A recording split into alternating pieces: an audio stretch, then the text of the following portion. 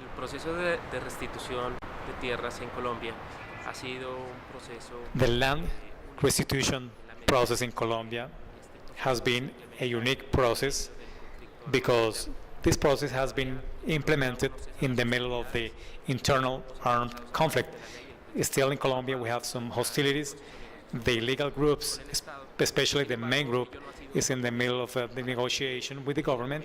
However, this has not prevented the government y el Estado en conjunto and the apliquen una política de judicial restitución de power tierras a un and the entorno state to apply a land restitution policies still in the middle of the conflict. For that effect, the Colombian experience has intervened the territories where the public order has been reestablished and there is safety in the same territories. We implemented the policies to ease the returns of the populations that are beneficiaries of that same restitution. And besides that, another key points that the land restitution process has been able to achieve in Colombia is has looked for more like integral restitution, because it is not looking only to give back the title to the people that have been forced to leave their lands, but it's also looked to for these people to obtain some additional benefits that is given through the judicial sentence. These benefits might be access to housing, the access to a productive project, so the property is given free of any debt that might have due to the absence of the land.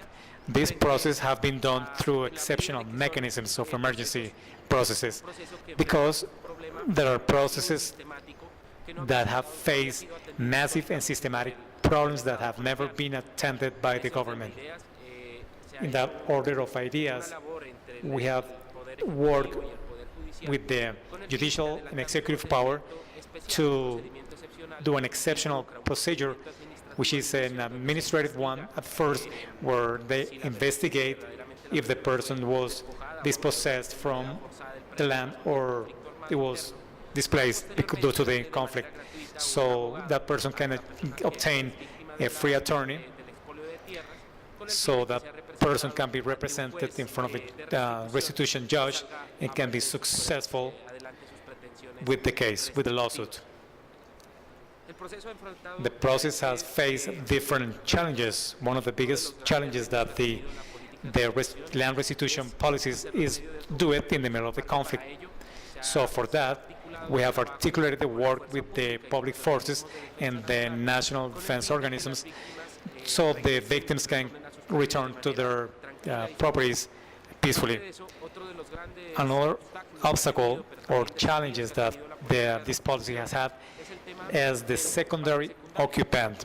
These are people that reached this land after the original owners, and that today they are in possession of the property but have nothing to do or are not responsible for the displacement of the original owners. This can be a community that can be recognized as a displaced community.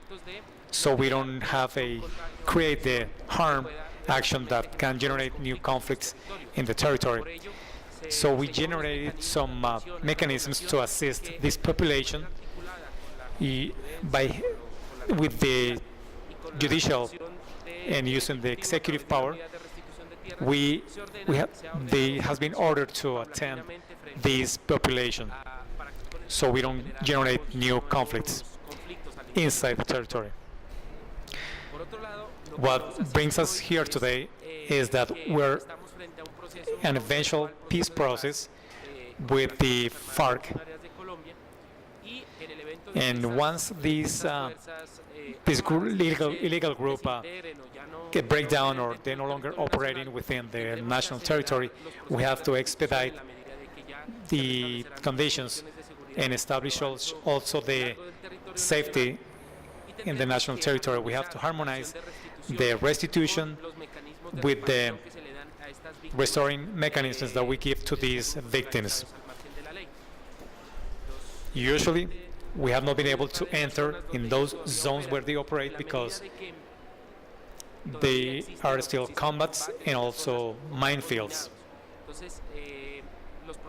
the demobilization processes are going to expedite the restitution processes and the integral reparation of the victims of the conflict. And finally, it's good to highlight that the land restitution process is going to have to expedite the procedures, and for that, we have moved on in an institutional education, but also the judges, because we have like 12,000 lawsuits. We have ruled 3,000, but we need more to be faster in the judicial branch. We're going to create new judges for decongestion judges, so the lawsuits are attended faster and with some kind of preference.